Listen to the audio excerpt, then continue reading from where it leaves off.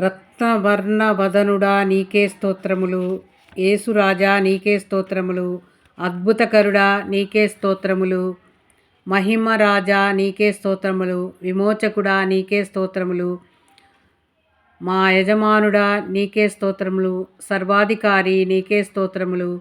ఉన్నవాడా అనువాడా నీకే స్తోత్రములు. పూజనీయుడా నీకే స్తోత్రములు. పరిశుద్ధ జనకుడా నీకే స్తోత్రములు. దేవా మా కేడమా నీకే స్తోత్రములు.